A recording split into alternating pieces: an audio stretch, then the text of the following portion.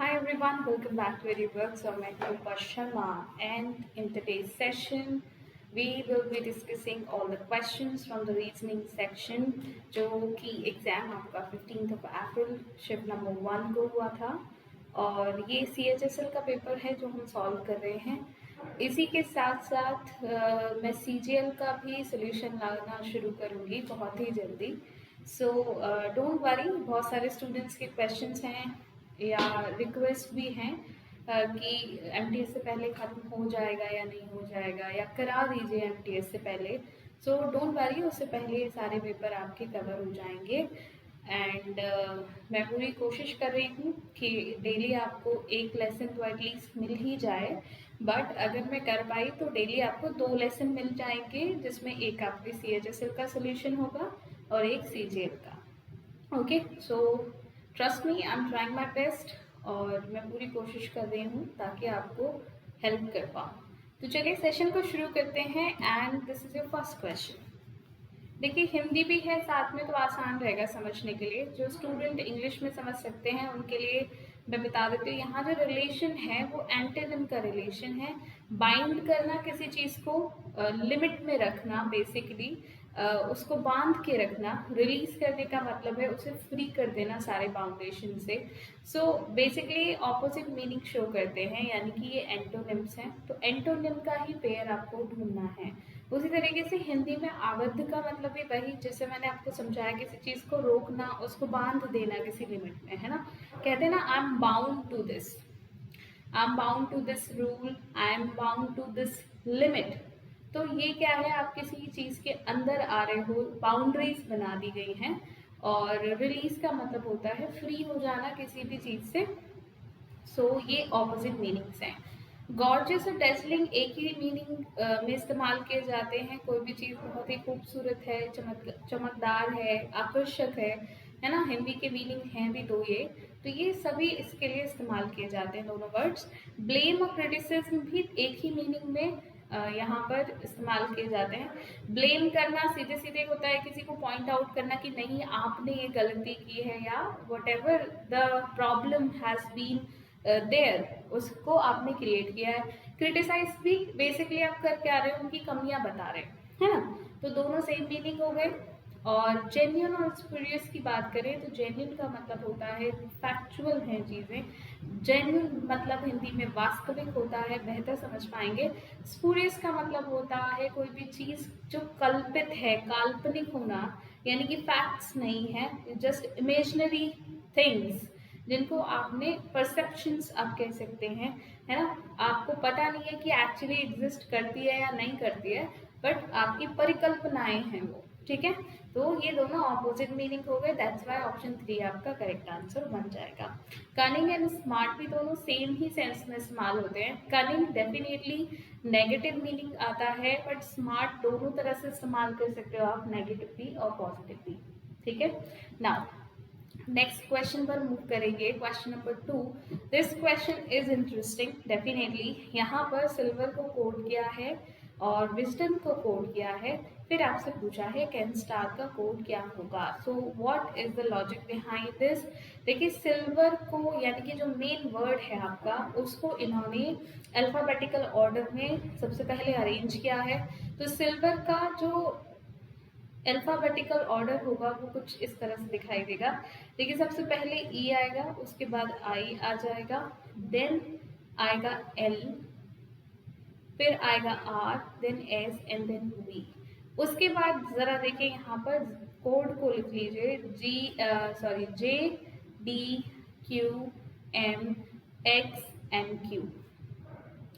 ई से 10 10 का मतलब जे, प्लेस वैल्यू 10 होती है, तो क्या हुआ +5, 9 से 4 -5, 12 से 17 +5, 18 से 13 -5, 19 से 24 +5 एंड 22 से 17 -5। ये लॉजिक यहाँ पर चल रहा है। इसी तरीके से विजडम में भी हुआ है। तो कैंस्टर में सबसे पहले आप क्या करेंगे, कैंस्टर में सबसे पहले आप इसे अल्फाबेटिकल ऑर्डर में अरेंज करिए। ए और ई की बात करते हैं तो ए के बाद ई आएगा यहाँ पर, तो ए से -5 +5 करने का मतलब क्या हो जाता है, एफ। 1 + 5 6, तो f सभी जगह दिखाई दे रहा है। e से -5 करेंगे तो 0 0 कोई लेटर नहीं होता, तो हम क्या करते हैं, हम +26 करते हैं, तो यहाँ पर z आ जाएगा यानी कि 26। नाउ इसके बाद अगर यहाँ पर लेटर्स देखें तो आएगा आपका 11 यानी कि k +5 16 यानी p आ जाएगा।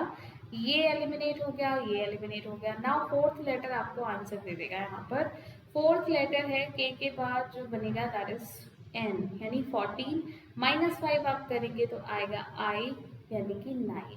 That is only in option number 2। 3 भी एलिमिनेट हो गया। Now come to the question number 3। यहाँ पर सिर्फ दो चीज़ें आपको देखनी है। एक तो ये aeroplane anti clockwise 90 degree move कर रहा है, दूसरे ये पूरा जो बंच है फिगर का, ये वन प्लेस ऊपर की तरफ या फिर आप कह सकते हैं एंटी क्लॉकवाइज अगेन ये वन प्लेस शिफ्ट हो रहा है।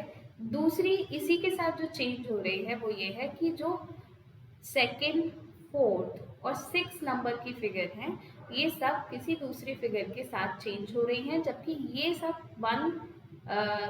1 3 एंड 5 ये सेम रहेंगी। ज़रा देखो कैसे समझेंगे इसको। देखो एरोप्लेन तो ये ईस्ट में था, अभी नॉर्थ में चला गया इसका फेस, ठीक है। और ये जो सन की तरह कुछ दिखाई दे रहा है, सन बनाते हैं हम, सो ये यहाँ पर आ गया वन प्लेस। इसके बाद ये फिगर देखो चेंज किसमें हो गई, परसेंटेज में। Then this figure is as it is, ये वाली फिगर एंड में चेंज हो गई, फिर ये 4 डॉट्स फिर सेम है, and then this figure is change in N. ठीक, तो इसी तरीके से पूरा प्रोसेस चलेगा। लास्ट फिगर को यहाँ देखिए, अभी प्लेन की जो डायरेक्शन है, फोकस फेस की डायरेक्शन है वो ईस्ट में है, तो अब इस फिगर में वो नॉर्थ को फेस करेगा। अब यहाँ नॉर्थ को फेस करती हुई यही दो फिगर आपको दिखाई दे रही है, एक ये और एक ये, तो ये दोनों एलिमिनेट हो गए यहाँ से।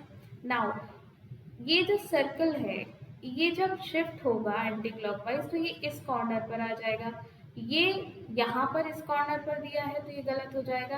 Then your answer is option number सी।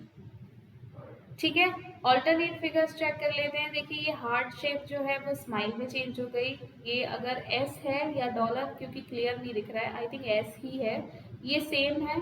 सी आपका ये इस फिगर में चेंज हो गया, this figure is same and you is change in Z. Alternate figures change हो रहे हैं, ठीक है। चलो, I hope this question is clear to you.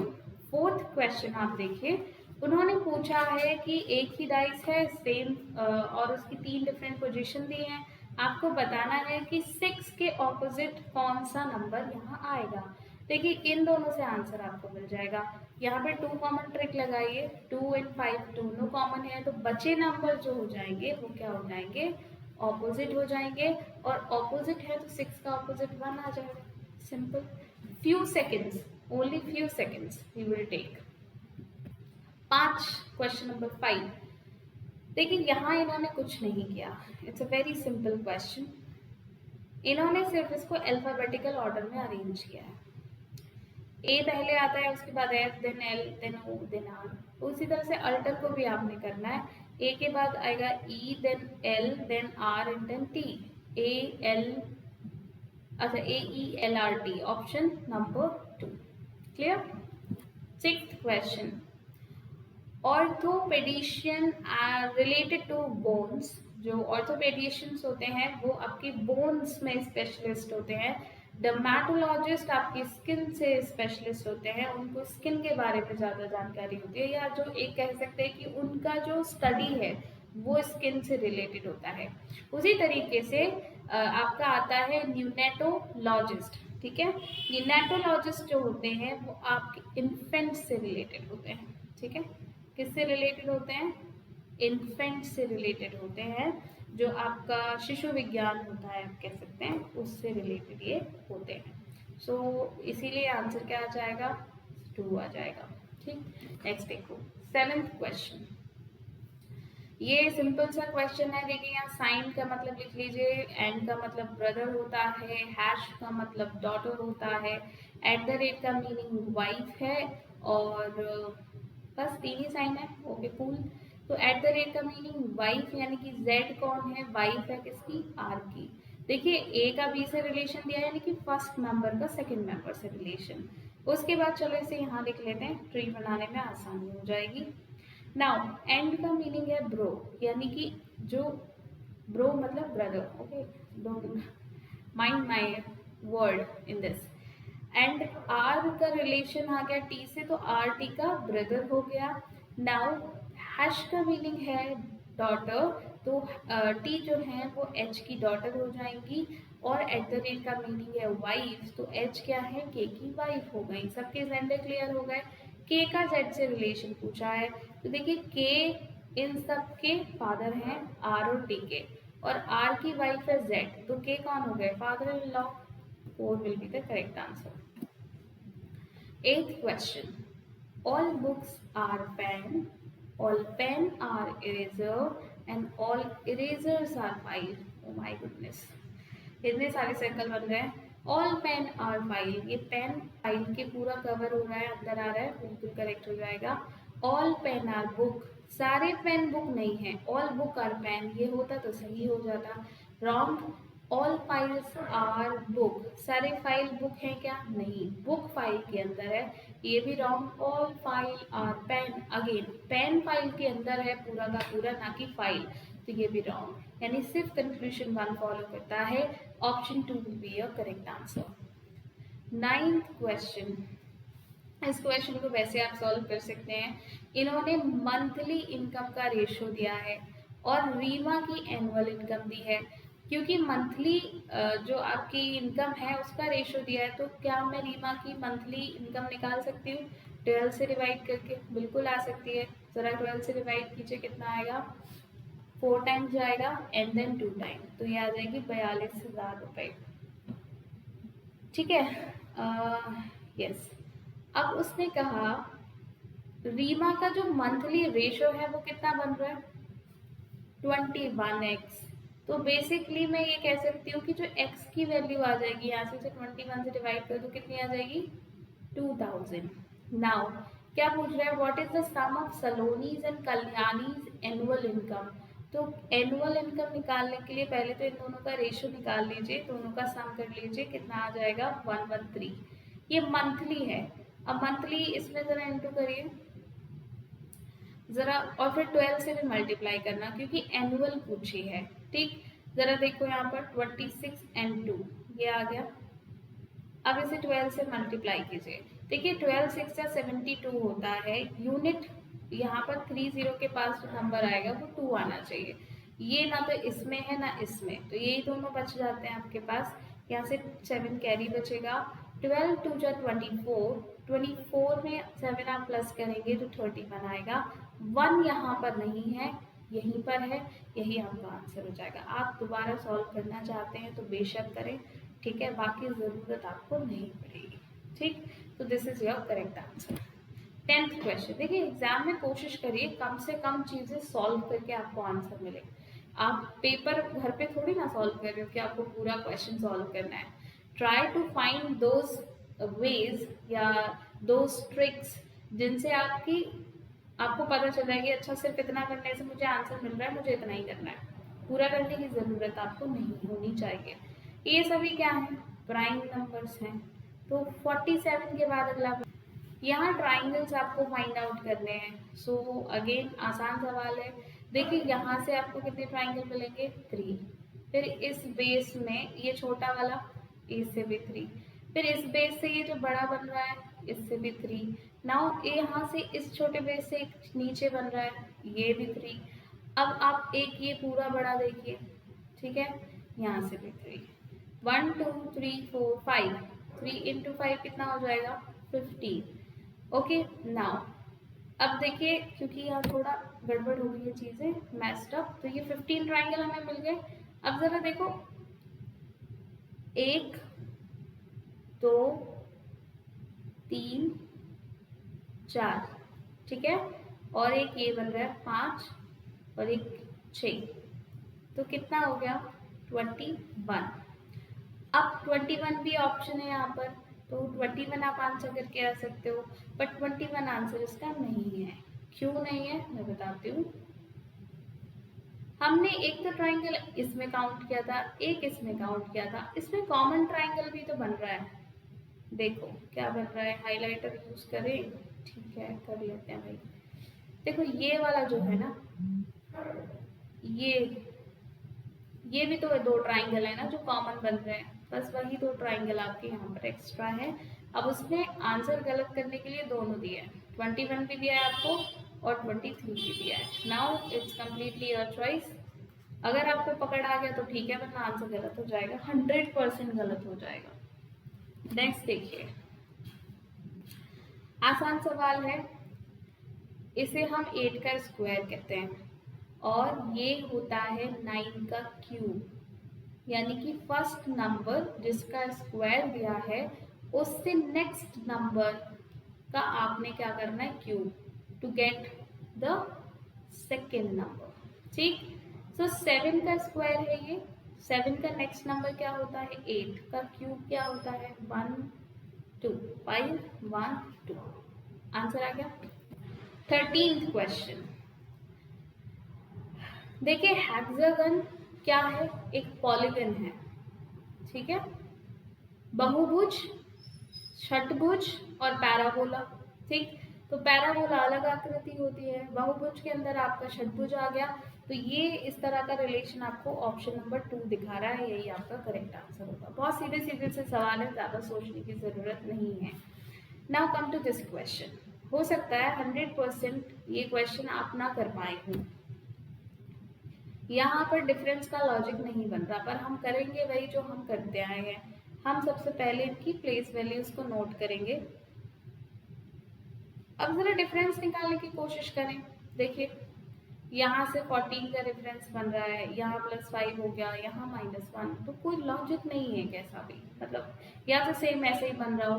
तो देखो 12 से क्या हुआ 11, तो यहाँ देखो -1 हो गया, यहाँ पर क्या हो रहा था, -14 हो रहा था, तो सेम नहीं बन रही चीज़। अब आपने क्या करना है, आप फिर इनका सीधा सीधा सम करिए, ठीक है। अगर डायरेक्ट नंबर देते तो भी तो हम सम करते, हमारा पहला अप्रोच ही वही रहता है। तो कोई बात नहीं, हम लेटर्स की प्लेस वैल्यूज का सम करके देखते हैं, हमें वहाँ से आंसर मिल सकता है। देखिए ये कितना है, 8 4 12, 12 और 10 22, और 20 इसमें 22 में ऐड करेंगे तो कितना हो जाएगा 42। क्लियर, इवन नंबर है। ये देखिए 3 और 4 7, 7 और 2 9, 9 और 9 18 का 8 1 2 3 4 48। ये कितना हुआ 23, 23 और 26 49, 49 और 8 कितना हो जाएगा 57। ये भी किससे 3 से डिवाइड कर सकते हो आप, डिविजिबल है। इसको देखिए, दिस इज 18 और ये कितना हो गया 13, ठीक है। और अगर हम ऐसे देखें तो 18 और 6 24, 24 और 7 कितना हो जाता है, 7 4 11 31, 31 आ रहा है क्या इसका। ओके, मेरे को थोड़ी कैलकुलेशन में डाउट लग रही है। 6 6 12 1 13, 8 और 3 11, हाँ 31। अब ये क्या है, प्राइम नंबर, बाकी सारे प्राइम नंबर नहीं है, डिविजिबल है किसी ना किसी से, इसीलिए ये ऑड है। अब ये क्वेश्चन वैसे अगर देखी जाए, अगर मुझे नहीं पता कि इसका आंसर क्या है तो शायद मुझे ज़्यादा टाइम लग सकता है, बट क्योंकि आंसर की में ऑलरेडी आंसर मार्क होता है तो मैं बिल्कुल श्योरली कह सकती हूँ इसका यही लॉजिक बनेगा, ठीक है। चलिए 15th क्वेश्चन देखिए। मिरर इमेज पूछा है, पहली प्रॉपर्टी क्लोज चीज क्लोज दिखाई देगी, राइट साइड पे मिरर रखा है तो वाई पहले दिखना चाहिए, तो दो ऑप्शन तो इन्होंने वैसे ही दे दिए आपको कंफ्यूज करने के लिए, है ना। अब जरा ये देखिए, ये भी ठीक है, ये भी ठीक है, ये भी ठीक है, ए भी ठीक है, पी के साथ इशू नहीं है, आई कैपिटल बना दिया इन्होंने यहाँ, और जबकि यहाँ पर क्या है स्मॉल, बस यही गड़बड़ कर दी, और क्या आ जाएगा ऑप्शन सी आपका करेक्ट आंसर, ये एलिमिनेट होगा। 16 क्वेश्चन, ऑड वन आउट है, आपने क्या करना है, सम निकालना है, निकालिए। 10 30 कितना हुआ 23, 9 और 8 17, 17 और 6 कितना हो गया 23, 9 और 9 18, 18 प्लस 4 24, 5 और 3 8, 8 और 8 16 प्लस 7 23। समझ में आ गई बात, सिर्फ इसी का अलग आ रहा है सम 24, बाकी सबका सेम है। तो यही आपका ऑड नंबर हो जाएगा। नेक्स्ट देखिए, ये तो मतलब वैसे ही कॉम्प्लिकेट लग रहा है बट दिस इज इजी। ये देखिए इस तरीके से आप 4 लाइन बना लें इसको, और देखिए इस तरीके से डॉट लगाते चले जाइए बस। And please avoid the background sound, ये होता है इस टाइम पे यहाँ, ठीक है। 1 2 3 और 1 2 3, ये इस तरह का जो पैटर्न है वो सिर्फ इसमें दिखाई दे रहा है, और किसी इमेज में नहीं दिख रहा। ये बहुत ही आसान ऑप्शंस दे रखे थे, आपको कंफ्यूजन होगा ही नहीं। C will be the correct answer, ठीक है। नेक्स्ट देखो, ओके देखिए 0 लेकर आना है आपको। इसका मतलब 7605 को आपको छोटा करना पड़ेगा, दिस इज फिक्स। अब जरा देखिए, बाकी सब जगह प्लस प्लस दे रहे हैं, यानी कि यहाँ पे प्लस आ रहा है, ठीक है। तो सबसे पहले हम क्या करेंगे, थर्ड ऑप्शन को चेक कर लेते हैं। 2 इंटू 400 डिविजन 7605 माइनस 9, क्या इससे किसी भी तरीके से आपको 45 माइनस 9 और फिर प्लस 45 आंसर मिल सकता है? नहीं मिलेगा, ठीक है। तो ये कैंसिल, ओके ऑलराइट। फोर्थ में देखिए, क्योंकि 9 से आप इसे डिवाइड कर रहे हैं और फिर इंटू का साइन भी दिया है, तो 2 minus 400 into 7605 divided by 9 plus 45, ठीक है। 9 8 जा, और फिर क्या आ जाएगा यहाँ पर 4 टाइम्स 2 बचा, बट ये तो कंप्लीट डिवाइड नहीं हो रहा, नहीं हो जाएगा, 5 टाइम्स चला जाएगा, ठीक है। बट इसकी और इसकी मल्टीप्लाई बहुत आ रही है, तो ये भी गड़बड़ हो गई। अब इसका मतलब डिवीजन के लिए आपके पास सिर्फ एक ये चीज और बची है, यानी कि 2 इंटू 400 माइनस 845 करेंगे, और फिर यहाँ पर आपका प्लस 45 अगर आता है तो क्या 0 आएगा? बिल्कुल आएगा। क्यों? क्योंकि ये 800 है, फिर 845 plus 45 will give you minus 45 plus 45 जो कि 0 होता है, और यही आपका आंसर आ गया। क्लियर? चलिए 19, 1953 एंड 215। ओके तो यहाँ पर ये जरूर देख लेना, कहीं पता चला ऑड वन में पूछा हो ये, बट नहीं, यहाँ एनालॉजी में ही पूछा है। 1953, देखिए 19 की अगर आप मल्टीप्लाई करें 3 से तो कितना आता है? 57, बट हमें तो 53 चाहिए, तो क्या करना पड़ेगा? -4, ये चीज फिक्स हो गई। अभी 53 इंटू 4 करिए, कितना आएगा? 4 3 ज़ा 12, 4 5 ज़ा 20, और ये हो गया 212। इसमें +3 आपको करना है, तो क्या बनेगा? 215। समझ आ गया? पहले नंबर से दूसरे नंबर को लाने के लिए आपको इंटू 3 माइनस 4 करना है, सेकेंड से थर्ड नंबर पर जाने के लिए इंटू 4 + 3 करना है। तो इसी तरीके से अगर यहाँ पर आप करते हैं तो 15 3 ज़ा 45, 45 + 4 हो गया, कैंसिल। यहाँ पर 17 इंटू 3 करेंगे तो 51, 51 माइनस 4 करेंगे तो कितना आ जाएगा? 47। अब इसको करिए 4 टाइम्स मल्टीप्लाई, 4 सत्ते 28, 4 चौक 16 और 2 18। अब देखो 188 है, आप कितना भी +3 कर लो, 112 तो नहीं आएगा। 18 से देखिए, यहाँ पर 18 इंटू 3 करेंगे तो आएगा 54 माइनस 4, दिस इज 50। उसके बाद आप 50 इंटू 4 करिए, 200 है ना, और यहाँ पर आप +3 करेंगे तो 203 आना चाहिए। इन्होंने बस क्या किया, 0 और 3 की पोजीशन बदल दी, तो ये गड़बड़ कर दी इन्होंने। अच्छा यहाँ पर आ जाओ, फिर यही आंसर बचता है, पर देख लेते हैं, चेक कर लेते हैं। 13 3 ज़ा 39 होता है, -4 करेंगे 35 आ जाएगा। क्लियर? 35 4 ज़ा 4 × 12, और ये कितना हो जाएगा? 140। 140 + 3 करेंगे तो 143 आ जाएगा। This is your answer. Next question, question number 20। ये बहुत ही क्लियर है क्वेश्चन। एम्बेडेड फिगर है, रोटेशन अलाउड नहीं है, सेम फिगर आपको ढूंढनी है। देखिए ये जो छोटे छोटे से ये आपको यहाँ कॉर्नर दिख रहे हैं ना, कॉर्नर्स, अब ये यहाँ पर राउंड शेप में दी है चीज़, तो क्या पॉसिबल है? नहीं पॉसिबल है। यहाँ पर z बन ही नहीं रहा कहीं, ये z फॉर्म दिखाई दे रही है बनती हुई, नॉट पॉसिबल। यहाँ z तो बन रहा है, ठीक है, लेकिन ये वाला कॉर्नर अगर आप देखेंगे तो क्या बन रहा है? बन रहा है। अब यहाँ पे देखिए, यहाँ z ही नहीं बन रहा प्रॉपरली कहीं, ठीक है, तो ये कॉर्नर बनने की तो बात ही भूल जाइए। तो yes, option A is the correct one, B भी यानी करेक्ट हो गया। 21 को देखिए, यहाँ पर लॉजिक समझ लेते हैं क्योंकि ये बहुत कंफ्यूज करेगा लॉजिक आपको। यहाँ इन्होंने ऐसे लेटर्स जिनकी प्लेस वैल्यू सिंगल डिजिट में है, ठीक है, सिंगल डिजिट में है, उनको कोड किया है उनके ऑपोजिट लेटर से। जैसे ए है, ए की प्लेस वैल्यू 1 होती है, सिंगल डिजिट है, तो इसको ऑपोजिट लेटर से यानी 26 जेड से कोड कर दिया गया, ठीक। बाकी ऐसे लेटर्स जो डबल डिजिट में हैं उनको इंटू 2 करके कोड किया गया है। देखिए मैं समझाती हूँ आपको। एल की प्लेस वैल्यू 12 होती है और 12 का कोड इन्होंने कैसे निकाला? इंटू 2 करके 24, ओ का 15 30, सी क्या है 3, तो 3 का इन्होंने ऑपोजिट कर दिया क्या? 24, ये देखिए, और ए का इन्होंने क्या कर दिया? 26। देखिए टी फिर से 20 का 40 और ई का क्या कर दिया? 5 का ऑपोजिट होता है 22। समझ आ गई बात? इसी तरह से पोइट्री में भी इन्होंने यही किया। तो अवॉइड में देखिए 1 का ऑपोजिट यानी कि ए का ऑपोजिट जेड जाएगा, 22 यानी बी का ऑपोजिट 44 आ जाएगा, ठीक। तो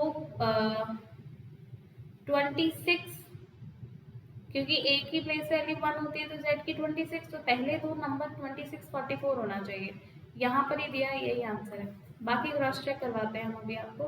15 का ऑपोजिट नहीं निकालेंगे क्योंकि डबल डिजिट है तो 30 हो जाएगा। आई का ऑपोजिट, अब देखिए किस कंफ्यूजन कहाँ क्रिएट होगा। 9 इंटू 2 भी 18 होता है, लेकिन 9 का ऑपोजिट भी तो 18 होता है ना, तो ऑपोजिट लिया है इन्होंने, इंटू 2 नहीं किया। अब उसी तरह से 4 का ऑपोजिट 23 होता है, यानी कि डी का ऑपोजिट डब्ल्यू, तो ये 23 आ गया यहाँ पर। Come to the question number 22। यहाँ एक जो क्वेश्चन आप लोग मुझसे कहते हैं ना कि मैम हिंदी में भी लिखा कीजिए। अब देखिए एसएससी कैसे काम करता है। यहाँ पर उन्होंने इसको सिग्नेट लिखा हुआ है। अब सिग्नेट क्या इसकी हिंदी है? नहीं, वो प्रोनाउंसिएशन इन्होंने बता दी बस, है तो इंग्लिश वर्ड ही ना, दिस सिग्नेट। और उस तरीके से ग्रंट को इन्होंने हिंदी में ग्रंट लिखा है, निम्फ को निम्फ और फॉन को फॉन लिखा है। तो अनटिल एंड अनलेस अगर आपको इनके मीनिंग नहीं पता है तो आप ये क्वेश्चन सॉल्व कर सकते हो क्या? नहीं कर सकते। सो बेसिकली यहाँ पर जो मैं बताती हूँ सिग्नेट क्या होता है। सिग्नेट बोलते हैं जो स्वान होता है, हंस का बच्चा, ठीक है, बेबी हंस, उसको सिग्नेट बोला जाता है। निम्फ कॉकरोचेस जब बेबी फॉर्म में होते हैं तो उनको निम्फ बोलते हैं। फॉन जो होता है वो डियर यानी हिरनी का जो बच्चा होता है उसे फॉन बोलते हैं, ठीक है। लेकिन जो ग्रंट है, ग्रंट होता है ना, जब किसी को कोई चीज़ पसंद नहीं आती तो बहुत क्लियरली नहीं बोलते लेकिन बड़बड़ाने लग जाते हैं, है ना, स्लोली स्लोली कुछ ना कुछ बोलते हैं क्योंकि वो फ्रस्ट्रेशन भी नहीं निकाल पा रहे अपनी, है ना, तो वो ग्रंट उसको बोलते हैं। तो बेसिकली बाकी सब baby form of the insect और द एनिमल, लेकिन ग्रंट क्या है? एक तरीके का बिहेवियर रिफ्लेक्शन है, ठीक, इसलिए ये ऑड वन आउट आपका हो जाएगा। सो यहाँ करेक्ट आंसर आपका क्या आएगा? 2। तो कोशिश करिए कि आप थोड़ा अपनी इंग्लिश पर भी काम करें। क्यों मैं ऐसा बोल रही हूँ? क्योंकि एग्जाम में एक तो इंग्लिश का सेक्शन भी आता है ना, दूसरा रीजनिंग में भी वो कई बार ऐसे ही करते हैं कि हिंदी नहीं देके उसकी सीधा इंग्लिश की ही प्रोनाउंसिएशन हिंदी में लिख देते हैं, ठीक। Now come to the question number 23। ये क्वेश्चन आप लोगों ने शायद कर भी लिया होगा क्योंकि मिसिंग नंबर का मैंने अपडेटेड पीडीएफ शेयर किया था आप लोगों के साथ, उसमें 2020 के सोल्यूशन डाले हुए थे। तो इसके सोल्यूशन अगर आपने वो फाइल देखी है तो आपके पास होगा। और राइट, फिर भी मैं करा देती हूँ। देखिए इन्होंने क्या किया, इन दोनों की मल्टीप्लाई की 10 इंटू 4 और फिर प्लस 18 कर दिया यहाँ पर, ठीक है। तो क्या आ गया? 40 plus 18 will give you what? 58। Simple. उसी तरीके से 8 इंटू 2 16 प्लस 18 24। तो अब क्या करें हम, 6 इंटू ऑप्शन नंबर 1 से ट्राई कर लेते हैं। 12 से देखिए कितना आ जाएगा, 72 प्लस 18 आप करेंगे तो कितना आएगा, 90। चलिए पहले ऑप्शन से आंसर आ गया, यही आपका आंसर है। 24 डिक्शनरी में लगाना है ऑर्डर में, तो आसान सवाल है। पहले डी और फिर सी, ओके, तो पहले 5 आएगा फिर 2, ठीक है। उसके बाद आर दो दे रखे हैं, उससे पहले आर से पहले एन आएगा यानी कि 4। तो 5 to 4 कहाँ दिया है, जरा देखो, ऑप्शन नंबर 1 में दिया है, यही आंसर है, बाकी चेक करने की जरूरत ही नहीं है। 25 क्वेश्चन, ये क्वेश्चन भी सॉल्व है, इसको सॉल्व करने की जरूरत नहीं पड़ेगी, बस सिंपल ऑप्शन ढूंढो और काम खत्म। कैसे, देखिए के एल एन यहाँ पर दिया है और के बाद एन यहाँ दिया है, एल यहाँ आ जाएगा, यहाँ एल है तो मैं मान लेती हूँ के और एन यहाँ पर आ जाएगा। अब जरा इसको बनाने की कोशिश करिए पेयर को, ठीक है। देखिए यहाँ पर यू के बाद एम है, एल के बाद यू है, तो यहाँ पर यू और एम आना चाहिए, तो के एल एन यू, यहाँ पर भी के एल एन यू एम, के एल एन यू एम। बात समझ में आ गई। तो आपका आंसर क्या आएगा, एल के एन, एल के एन, ये आपको ऑप्शन 3 मिल गया है। तो this was it for today, will see you in the next session. तब तक अपना ख्याल रखिए, खुश रहिए, सेशन को शेयर करिए, लाइक कीजिए, सब्सक्राइब करिए, कमेंट करिए, अपने लॉजिक्स मुझे बताइए।